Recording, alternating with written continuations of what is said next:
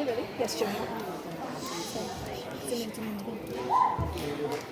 Go, Joey. Joey! Hello?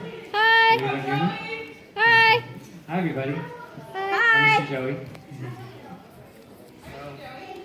So, before I dance, actually, I think this happened last year too. Mr. Joey's the guy that talks before he dances. But yeah, so this year I actually want to kind of share something with you guys before I start moving and grooving real quick. So real quick, hi family and friends. Hi. So I've been praying for this moment. The thing is, I don't know the spectrum of this room, what everyone kind of believes in spiritually in this room right now. I don't know what everyone believes in, but I just want to share something with you guys. I know, and I just encourage you to kind of just be open-minded, because this is extraordinary. This is way crazy than I thought, and it's crazy for me. And what I'm going to share with you, it reminds me of All City Dance all the time. And so, like I said, I don't know if I said it, but I became a Christian last year, and I believe in what this book says. Joey, let's go. I'm not Christian, but I do support them. And I want to share a story with you guys. I don't know if you guys know this character in the Bible. His name is King David. And I'm gonna, if you have your Bibles, please turn. If you have your Bibles, turn with me to 2 Samuel chapter 6, verse 14. It says here, oh, I lost my place. It says here, 2 Samuel chapter 6, verse 14, it says, "And David danced before the Lord with all his might." Okay, so whenever a Christian brings out a Bible verse, it's always good to include the context of what's going on in this verse, right? That's very important. Context is always important. And so what's happening here, this guy named David. So who is this David guy in the Bible? Why am I bringing this up? Why am I sharing this? So David is this guy, he's this lowly farmer guy, right? He's this guy who's not important. He's not anything at all. Until later on, he becomes a king for God's people, right? And what happens with King David, what he does throughout this passage, throughout 1st and 2nd Samuel, he's a victorious king. He's a king who wins many battles. You know, and if I can remind you, he's the David, if you know that story of this little guy who's like puny, and this tall guy named Goliath. He's that same David who conquered this little farmer boy who just took down many things, right? He's took down big obstacles. And so, why is he dancing before the Lord mightily? And so, why, right? Like, that kind of begs the question, why is he doing that? Since I kind of just said that verse point blank. Like, the reason why David is dancing so mightily, it's because he's celebrating. He's celebrating because there was this ancient artifact in the time of, during this time. It was called the Ark of the Covenant. And it was this thing where, like, the Israelites had to carry this thing where it's like, it's like this, it had like two angels in front, like there was like, it's like this holy case. And inside of it, it's this thing where it's the way the Israelites viewed this thing, it was the presence of God. And like what the presence of God is, it's like the sun. It's this thing where it's beautiful, it's magnificent, but when you're close to it and you even touch it, you die. And that's what happened before David danced mightily. Someone was carrying the Ark of the Covenant. They were about to bring it into the city. It was about to fall off. Someone touched it and he died because God's presence is so good. And so, let me sit back down. So, that's the context. And so, David became afraid of the Ark of the Covenant. He was like, oh no, I don't want to die. And he became afraid. And so, he brings it to this place, this person's house. he has a weird name. His name is, here it says, Obed Edom. I don't know what that stands for, but that's his name. And the Ark of the Covenant stayed in that house for 3 months. 3 months, right?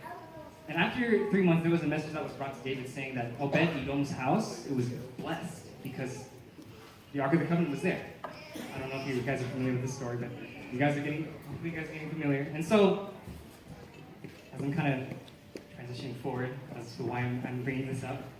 So David is excited that his house was blessed. So he wants to bring it into the city that he just conquered. The city was called Jerusalem, and he later named it Zion. And what he did, he was so happy because God's presence was going to be in the place that he conquered. And so when I read this, I was at work. It was my lunchtime, and I dropped my Bible. I was like, oh my gosh. And the reason why I dropped it, because when I became a Christian, I was struggling and wrestling internally, like, should I still be dancing? Is this glorify God? And I had so many questions. And I had like a slap in the face.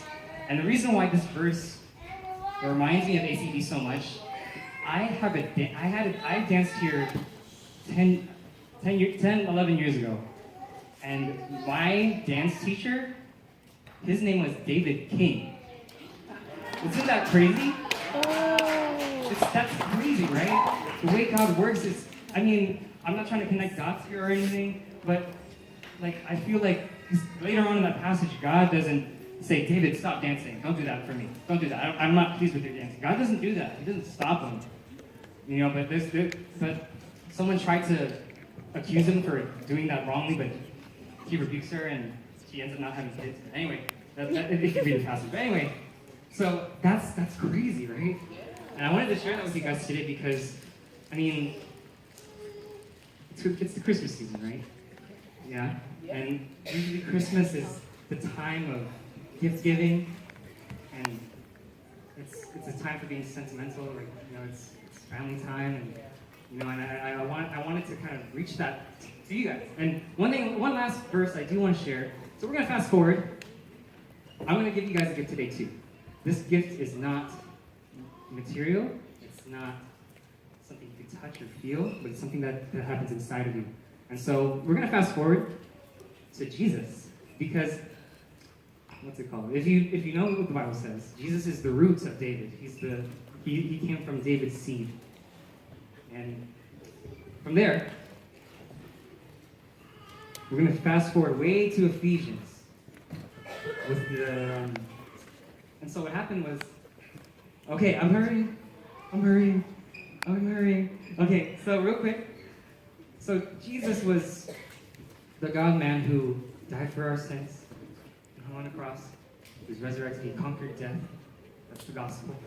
And so what Paul is doing in Ephesians, this quick passage that I'm going to share with you real quick. I didn't mean to keep this long. It's like, Joey, just dance. We're ready for the finale. But anyway, sorry. Let's get through this. Sorry. I'm getting through this. I'm going to speed through this. Okay, so in Ephesians, the author of this book, it's the Apostle Paul. And what an apostle is, it's a follower of Jesus. And what he says, what he's doing throughout this letter, he's encouraging these Jewish Christians about the gospel. He's saying, he's talking about the gospel and he's just encouraging them with it. And like what I said earlier, I don't know the spectrum of what we believe in this room, but I want you to hear this. Like, I want you to kind of set aside what you kind of believe about God. And I know some people may have different spiritualities, but just hear this out. This verse spoke to me very clearly, and it changed my life. So in Ephesians chapter 2, it says here in verse 8, it says, "For by grace you have been saved through faith, and this is not your own doing. It is the gift of God, not a result of works, so that no one may boast." No one may boast. The way that speaks to me is, before I even became a Christian, I had a problem with my heart. I was prideful.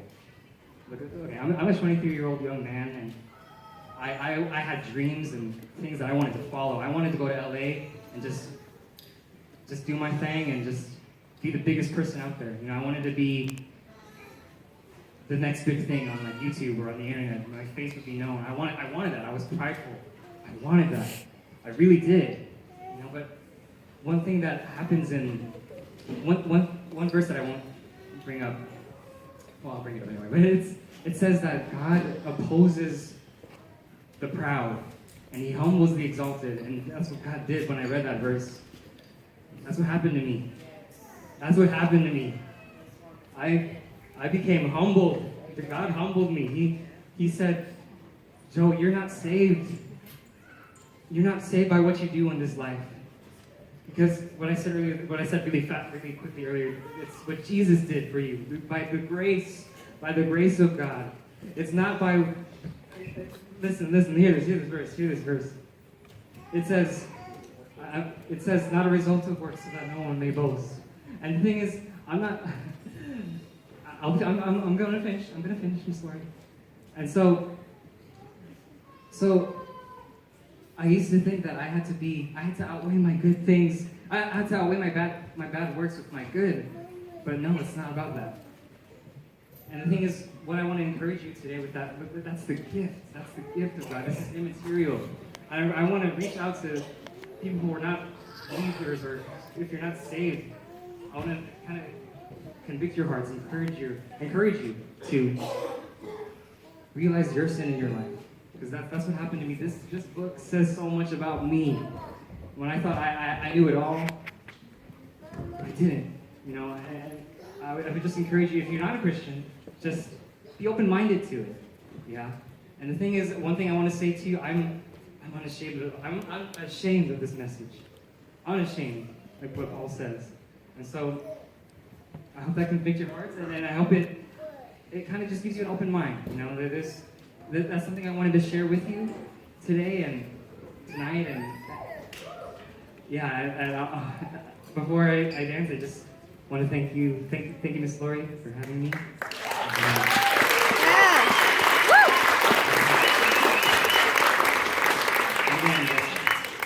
I just feel blessed by this, and yeah, enough of me talking. You know, I consider this a privilege. I may not do this ever again, and I just want family and friends to know this gift.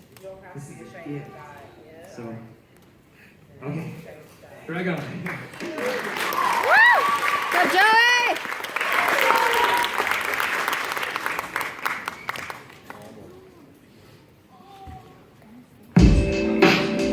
Yeah.